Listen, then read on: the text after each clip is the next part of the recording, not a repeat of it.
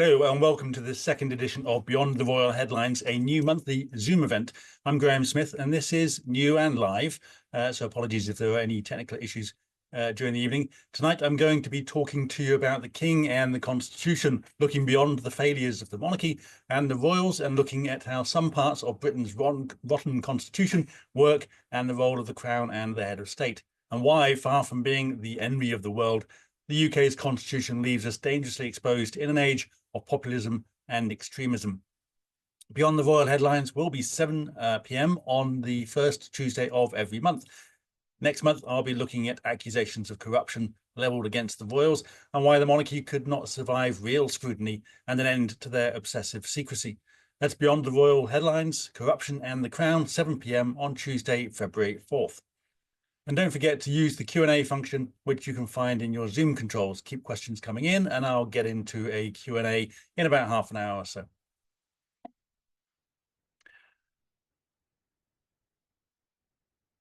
Now, these new shows are, of course, brought to you by Republic, which campaigns for the abolition of the monarchy and a democratic alternative. Republic has been growing a lot over the last 2 years, while support for abolition of the monarchy has also been growing in the polls.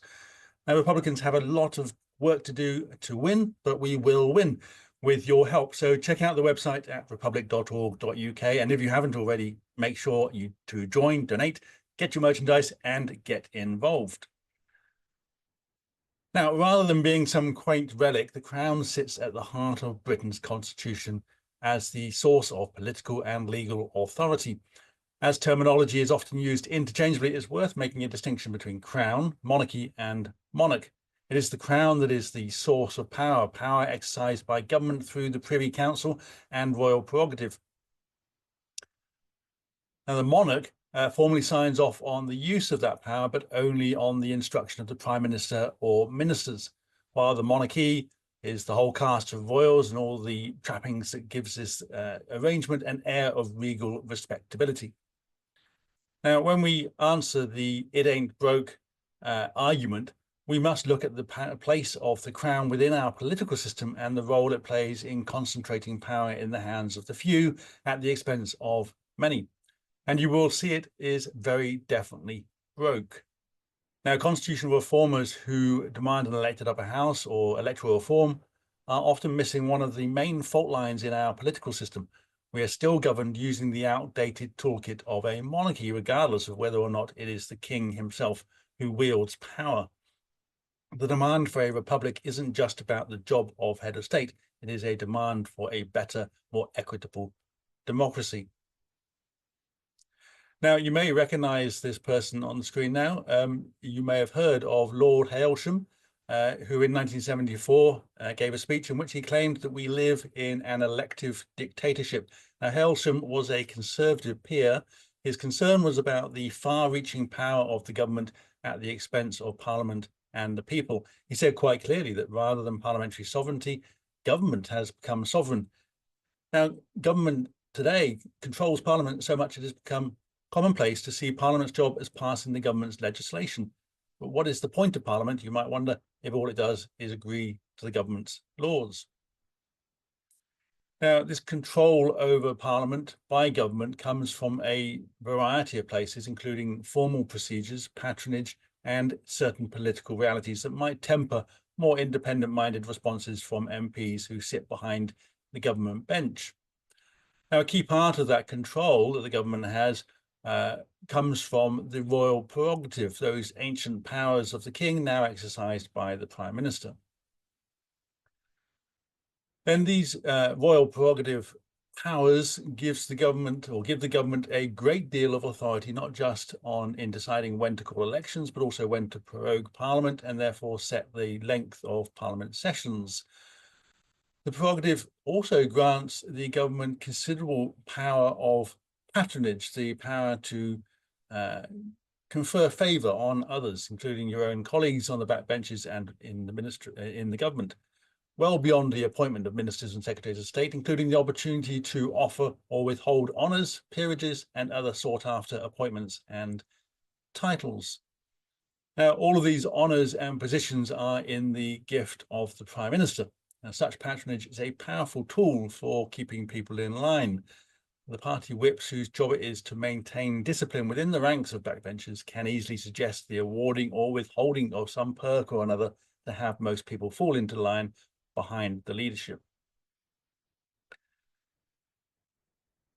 Now, one of the most egregious abuses of patronage is the appointment of loyal acolytes to the House of Lords. Now, they may be ministers who have served their leader well, MPs who have lost their seats at an election, or party donors who have greased the wheels of the party machine over the years. Now, all and sundry are offered seats in our parliament as a quid pro quo for supporting a party leader or prime minister.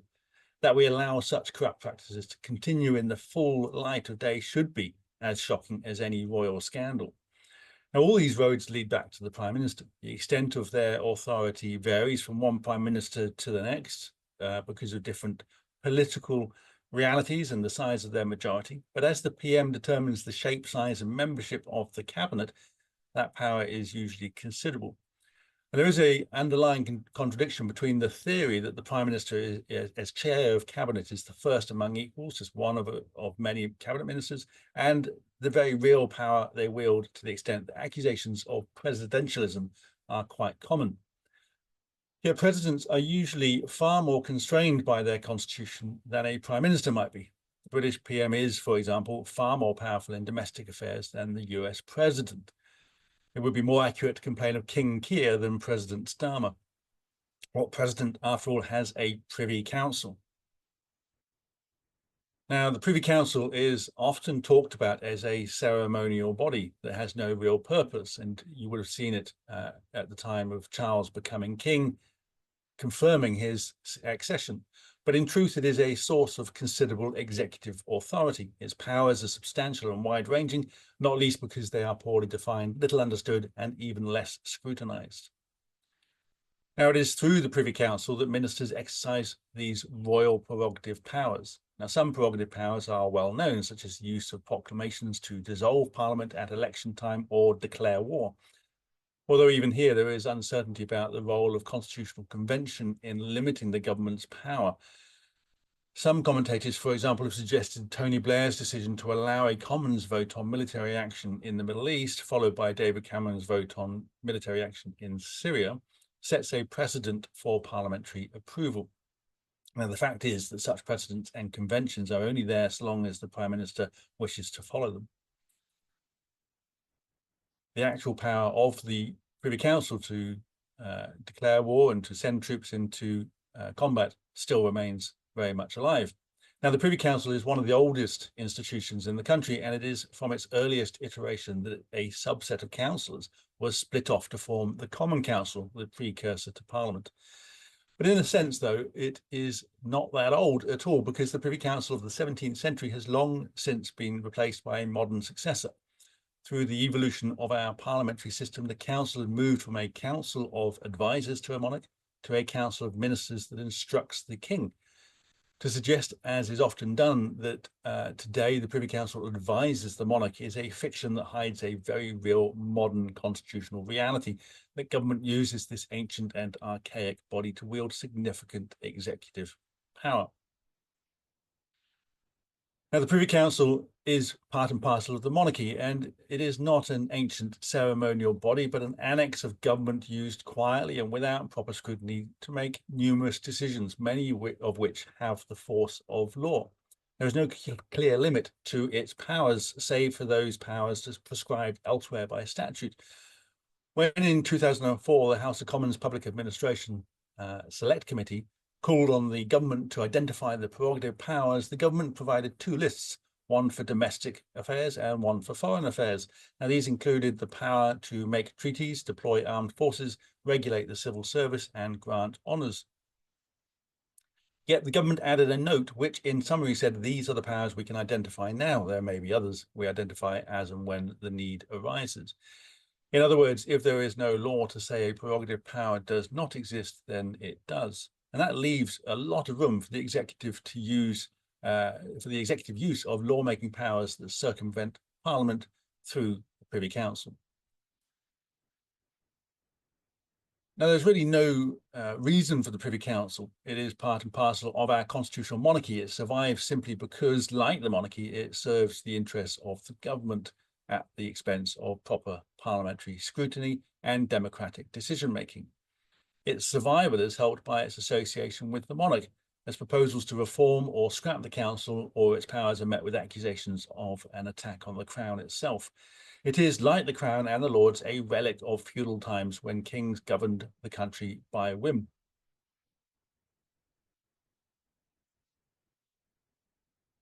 And like the lords, it has no place in a modern democracy.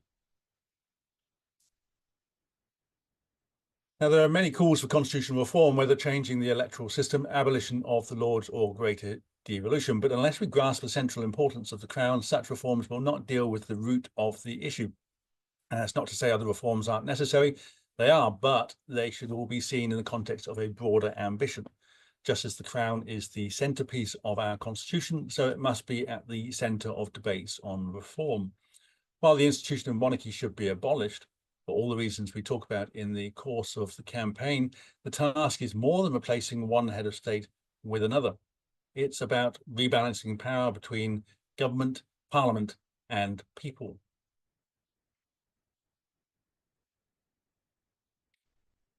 Now, some argue piecemeal reform is more realistic, more achievable, but to date, that reform has been offered up in very small pieces indeed. In the meantime, the power of the state remains highly centralized and almost unlimited in scope. And when we re-engineer our constitution, we should write it down, codify it. And this is what most countries in most democratic countries do. And written constitutions are there for one fundamental reason: to constrain power. Those constraints are born of experience of centuries of corrupt, violent, and oppressive regimes. As democracy began to flourish, most countries sought to guard against abuses of power or a return to tyranny, knowing that those in power should not be trusted to be, in the name of some academics, good chaps. In the famous words of Lord Acton, power tends to corrupt and absolute power corrupts absolutely. Perhaps the UK's historical distance from the worst tyranny has made us complacent. Now, I'm not suggesting we're one election away from disaster, but that complacency has left us exposed to abuses of power and overbearing government and the impotence of second-rate institutions. Now, in a moment, I'm going to say more about the monarch and monarchy itself. Before I do that, first a quick reminder to check out Republic's website at republic.org.uk. Now, we have a lot of great merchandise and books on sale, and you can join Republic for as little as £4 a month. I also want to remind you about two big dates we've got for your diary.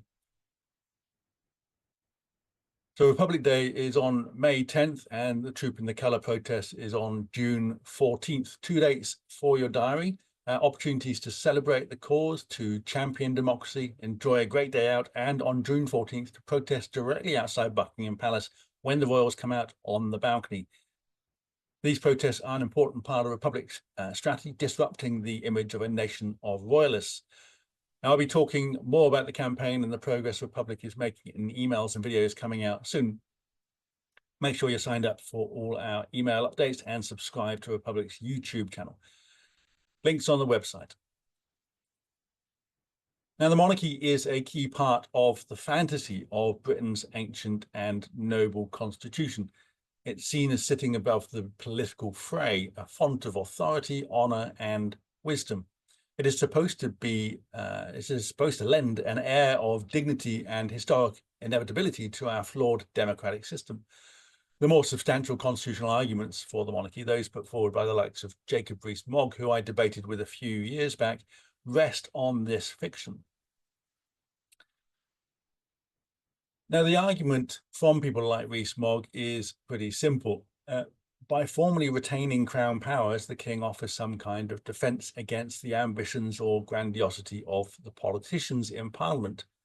And central to the monarchist view is the assumption that we can only check parliamentary access with a monarch, that a president, they argue, will be by default partisan and political, nursing ambitions to interfere or challenge the mandate of the elected government and the supremacy of the Commons, or simply willing to collude with the governing party. Now, this idea that the monarch sits above politics, providing us with an impartial and apolitical head of state who guards the rights and institutions of the British people, is perhaps the most pernicious myth about the monarchy.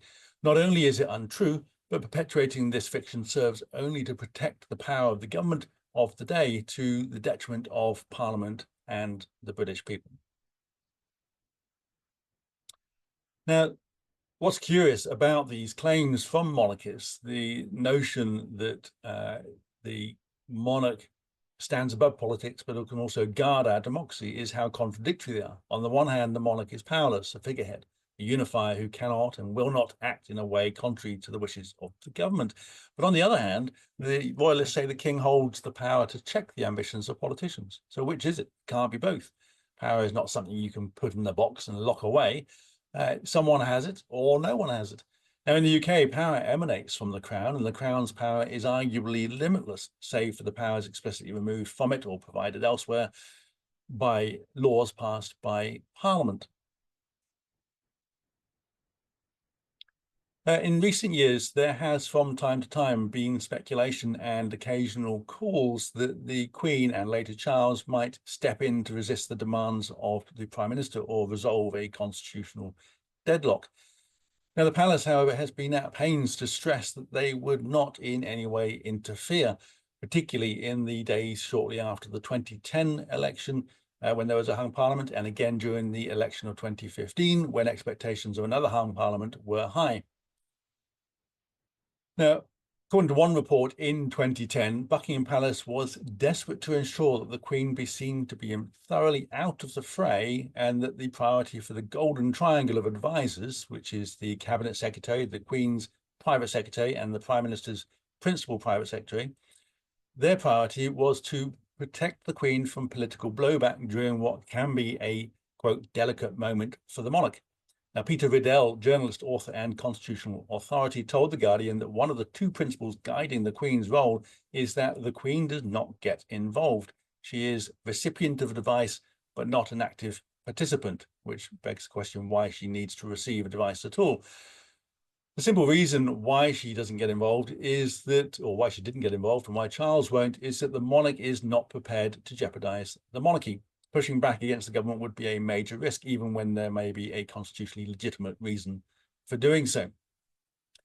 Now, in recent years, Downing Street has behaved in a manner many might consider unconstitutional, and this is a real problem. Now, there are no checks or balances that can withstand the authority of the Crown or Parliament, both of which are now largely at the disposal of the Prime Minister. Assuming a government enjoys a large and acquiescent majority, if the PM wanted to suspend elections, they could suspend elections. If the PM wanted to curtail the independence of the courts, then they could. If the government saw fit to put soldiers on the street and declare war against the citizenry, then there is little anyone but the Prime Minister's own MPs could do to stop them. The government doesn't even need a large majority. It has the power to act independently of Parliament on the one hand, and to control or cajole MPs on the other. Now, this was the power that led Lord Hailsham to call us an elective dictatorship. Now, the reality is less alarming than all this suggests, but that's not because of any constitutional checks and balances. It's because Britain is largely a peaceful society with a strong democratic and liberal culture. The chances of a government having such slavish backbenchers that they would allow a PM to go to these extremes is remote. But remote is not the same as impossible, while it is not hard to imagine many less extreme measures a government may take that would nevertheless be a cause for concern. But in an increasingly polarized world, were we to get a leader like Trump or Hungary's Viktor Orban, and were they looking to extend their power and lock themselves into government, even scrap elections with an acquiescent backbench, there were no real checks that would stop them doing just that. Now, you may argue that this passive, impotent role for the monarch is proper. You may think a monarch should have no discretion whatsoever, and I would, of course, agree. But if that's true, the monarch can't exercise power to act as a counterweight or obstacle to the demands of a prime minister. Those unlimited and largely unchecked crown powers now rest solely in the hands of the prime minister and their cabinet, constrained only by laws which they can amend or repeal, and the political realities of the day. The Constitution is, in dire circumstances, defenceless, and so are we. Now, the answer, of course, is not a stronger monarchy, but a better democracy. The monarchy rests entirely on fiction. As I've argued in my book, we have a Schrodinger's monarchy, there one moment, nowhere to be seen the next. The Queen was all over the media in 2022, for example, when it was time to celebrate her Jubilee. But a few months later, when we faced the possibility of a constitutional crisis, as Boris Johnson fought to hang on to power despite losing the support of his colleagues, the head of state was nowhere to be seen. Now, I'll read a letter I had published in The Guardian at the time of that crisis, about a day after Boris Johnson resigned. And the letter said, "These past few days should serve as a lesson as to why we need an effective elected head of state in a parliamentary democracy. The Prime Minister must have the confidence of Parliament, yet Boris Johnson illustrated how it is possible to continue without that confidence. His resignation was forced by political manoeuvres, not by constitutional checks. During this time, there has been uncertainty, speculation, and considerable concern about where this was heading and the damage it could do. Yet, despite the biggest political crisis for years threatening to blow up into a constitutional crisis, our head of state has remained silent. And it is extraordinary to see some commentators fret that the monarch might be dragged into this crisis, or that it might cause her some embarrassment. It is the job of the head of state to get involved in these moments of peril, to steady the ship, offer counsel, and, if necessary, take steps to protect and enforce the Constitution. That's not a job that can or will be done by a monarch. And this, in essence, is the constitutional argument for a republic with an independent, accountable head of state with some limited power. But in short, the Crown centralizes power in the hands of government at the expense of Parliament and people.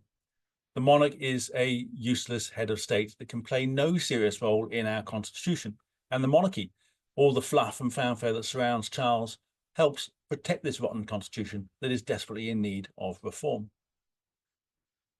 And that reform is simple enough. Take what we have and make it democratic. A fully elected Parliament, an upper house that has the legitimacy to challenge the Commons and the government, an elected head of state with limited constitutional powers, with the duty to defend the Constitution and ensure the rules are followed, such as when Parliament can be prorogued, and a written constitution that protects our democratic system from arbitrary and partisan changes that put our democracy at risk. Now, we still have a Prime Minister drawn from the Commons, a genuine parliamentary system. And this is what we see right around Europe, and it is a model that works well around Europe and elsewhere in the world. And we can learn from other countries what sort of heads of state we can have as well. Vigdis Finnbogadóttir of Iceland, for example, the first woman in the world to be freely elected as head of state, who was elected in 1980 and subsequently re-elected for another 4 terms in total. Hugely popular, who has remained in public life since leaving office. Richard von Weizsäcker of Germany, also popular, and at the time of his death, called the conscience of his nation.